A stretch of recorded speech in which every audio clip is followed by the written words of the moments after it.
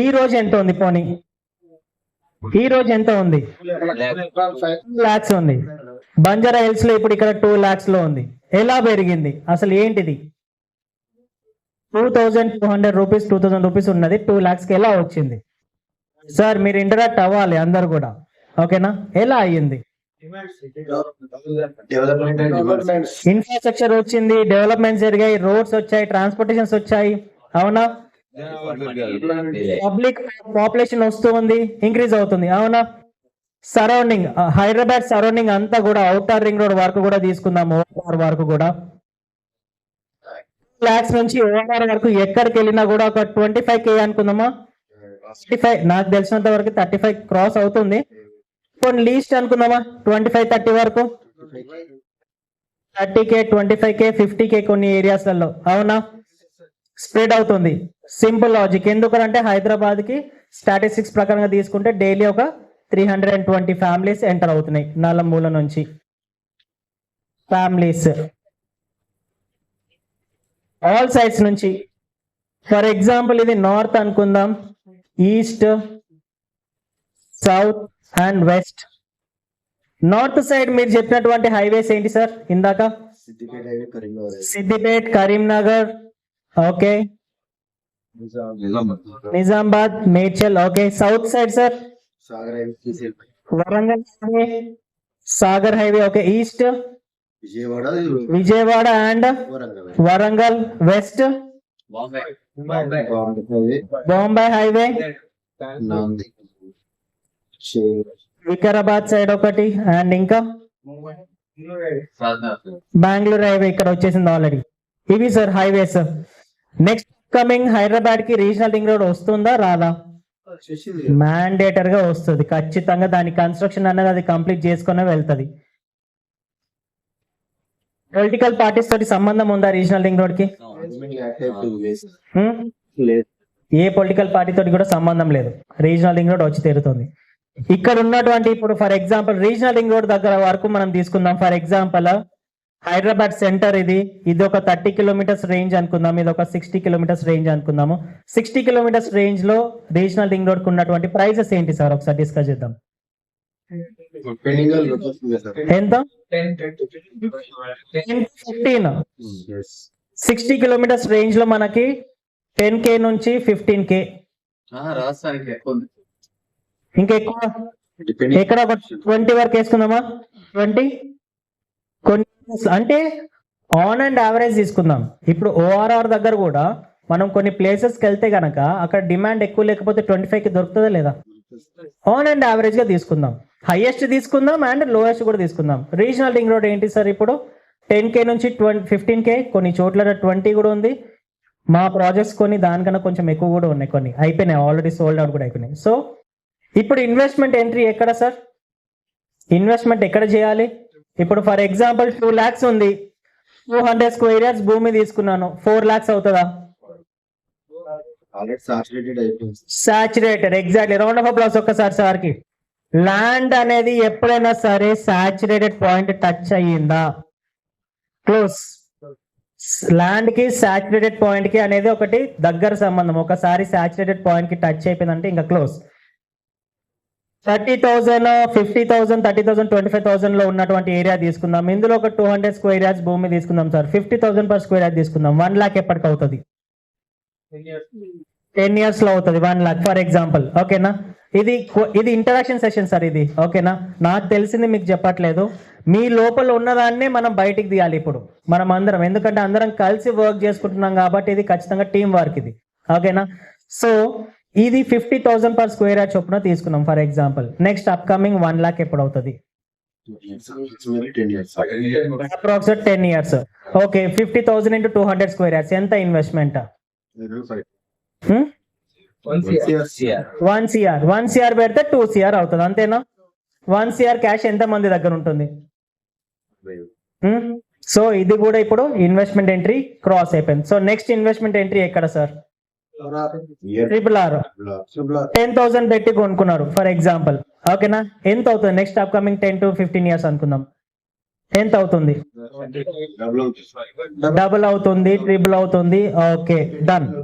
నేను ఒక చిన్న లాజిక్ చెప్తాను సార్. ఇప్పుడు 10 years 20 years బ్యాక్ కూడా ఇన్ఫ్లేషన్ రేట్ ఎలా ఉంది, ఇప్పుడు ఇన్ఫ్లేషన్ రేట్ ఎలా ఉంది? ఓకేనా? మనం జనరల్గా ఏమనుకుంటామనంటే ఇక్కడ నుంచి అప్కమింగ్ 5 years 10 years లోపల డబల్ త్రిబల్ అవుతుందని అనుకుంటాం, కానీ ఇన్ఫ్లేషన్ రేట్ తోటి ఎవరు క్యాల్కులేట్ చేసి చూడరు. అవునా? ఇంతకు ముందు ఒకప్పుడు 10 years 15 years బ్యాక్ ₹1,00,000 2 లక్షలు, లేదంటే ఇప్పుడు ప్రజెంట్ ప్యాకేజెస్ చూస్తున్నాం కదా, 60 lakhs పర్ ప్యాకేజ్, ఇవన్నీ కూడా చూస్తున్నాం కదా నార్మల్ సాఫ్ట్వేర్ అక్కడిక్కడ. అన్ని ప్యాకేజెస్ 15 years బ్యాక్ ఉండేనా? ఎందుకు లేదు? అప్పుడు జనాభా కానీ అప్పుడు ఇన్ఫ్లేషన్ రేట్ ప్రకారంగా లేదు. ఇప్పుడు ఉన్నటువంటి ఇన్ఫ్లేషన్ రేట్ ప్రకారంగా కదా మనకి సాలరీస్ ఇవన్నీ కూడా డిపెండ్ అయ్యే దేనిపైన? ఇన్ఫ్లేషన్ రేట్ తోటి డైరెక్ట్ లింక్ అప్ అయి ఉంటుంది. ఒకవేళ నెక్స్ట్ అప్కమింగ్ 5 years 10 years తర్వాత కూడా 15 years తర్వాత కూడా ఇన్ఫ్లేషన్ రేట్ ఎలా పెరుగుతూ వస్తుంటుంది, అప్పుడు సాలరీస్ ఎలా ఉంటుంది? మన ఫోర్ ఫాదర్స్ ఏమని చెప్తారు? అప్పట్లో నాకు ఒక 10 పైసలు ఉంటే నాకు ఇంతగానం సామాగ్రి వచ్చేదని అంటారు. అవునా? ఇప్పుడు మన ఫాదర్స్ వీళ్ళు ఏమంటారు? నాకు ఒక చిన్న ఒక ₹1 ఉంటే మాకు ఒక సినిమా టికెట్ వచ్చేసేది అంటారు. ఇప్పుడు అందరూ సినిమా మ్యాక్స్ వీటికి వెళ్ళినప్పుడు ఎంత అంటున్నారు? ₹300 ₹400 పెడుతున్నారు. దీని తర్వాత నెక్స్ట్ అప్కమింగ్ 5 years నుంచి 10 years వరకు ఇన్ఫ్లేషన్ రేట్ ఎంత ఉంటుంది? ఓకేనా? అంతే కదా ఆన్ అండ్ యావరేజ్ గా. సో అప్పుడు ల్యాండ్ వాల్యూస్ ఎలా ఉంటాయి మీకు అర్థమవుతుందా సార్? ఇన్ఫ్లేషన్ రేట్ ని బేస్ చేసుకుని ల్యాండ్ వాల్యూస్ ఇంక్రీజ్ అవుతూ ఉంటుంది.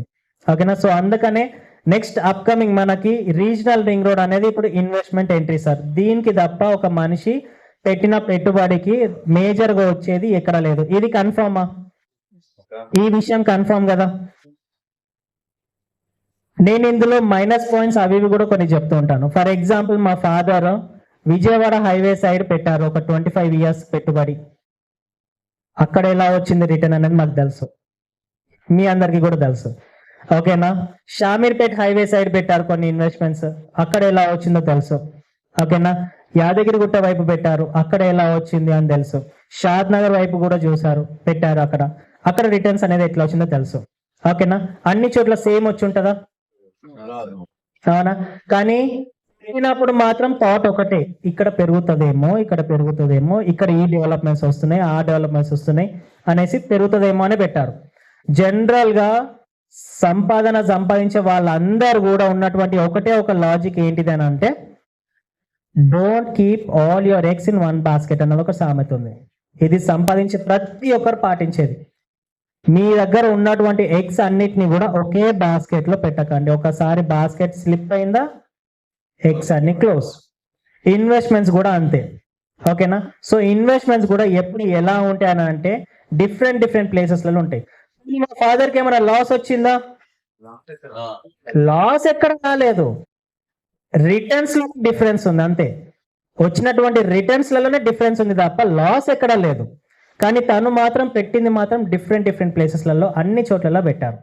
అన్ని చోట్లలో పెట్టాలి అని అంటే యాజ్ ఎ ఇన్వెస్టర్ గా మా ఫాదర్ అన్ని చోట్లలో తిరిగారు, కానీ యాజ్ ఎ కంపెనీగా నీకు అన్ని చోట్లలో ప్రాజెక్ట్స్ ఉన్నాయి. అసలు కంపెనీ ఒకవేళ ఒకటే సైడ్ ఉందా అనుకో, for example failure.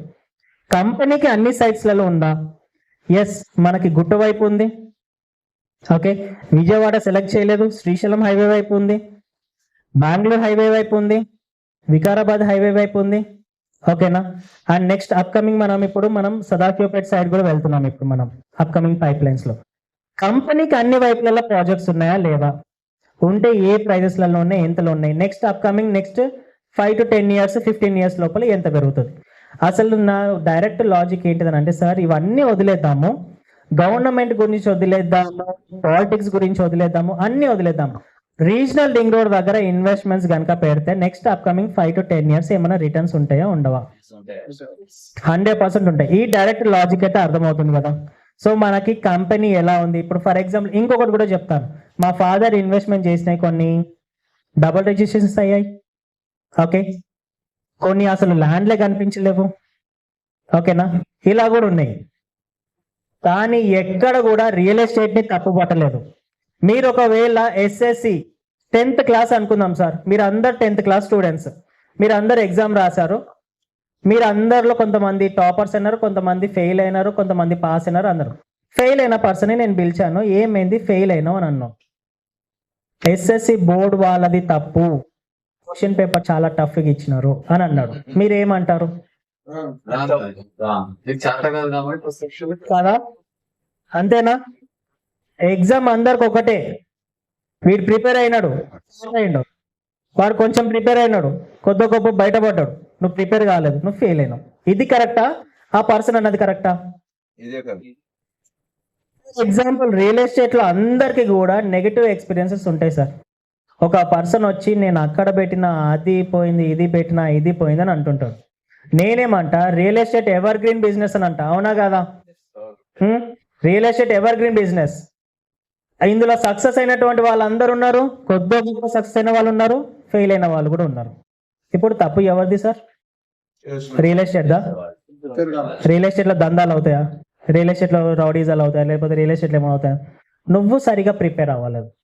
Real estate proper గా ఎక్కడ ఉంది, ప్రాపర్ గా ల్యాండ్స్ ఎక్కడ ఉన్నాయి, పర్మిషన్స్ ఎక్కడ ఉన్నాయి, నువ్వు స్టడీ చేయలేదు, నువ్వు హార్డ్ వర్క్ చేయలేదు. 10th క్లాస్ పాస్ అయ్యే పర్సన్ కూడా ఎంత హార్డ్ వర్క్ చేస్తారు సార్ సంవత్సరం మొత్తం? అవునా కదా? సో నువ్వు సరిగా ప్రిపేర్ అవ్వలేదు. నువ్వు సరిగా ప్రిపేర్ అయ్యి ఉండుంటే నువ్వు సక్సెస్ అయ్యేవాడిని. అవునా కదా? రియల్ ఎస్టేట్ కరెక్టా? ప్రిపేర్ అవ్వడంలో తప్పేం లేదు కదా సార్. ఇప్పుడు మనం వారం రోజుల నుంచి కూడా దీనికి ఉన్నటువంటి పర్మిషన్స్ ఏంటిది, రేరా ఏంటిది, అవి అన్ని చూసుకుంటున్నామా లేదా? Okay, so